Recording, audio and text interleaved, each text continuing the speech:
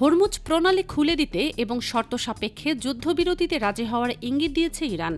ইরানের পররাষ্ট্রমন্ত্রী আব্বাস আরাগচি এক বিবৃতিতে জানিয়েছেন, ইরানের ওপর হামলা বন্ধ করা হলে দেশটির সশস্ত্র বাহিনীও তাদের প্রতিরোধমূলক সামরিক অভিযান স্থগিত করবে। তিনি বলেন, ইরানের বিরুদ্ধে আক্রমণ বন্ধ হলে আমাদের শক্তিশালী বাহিনীও প্রতিরোধমূলক কার্যক্রম বন্ধ করবে।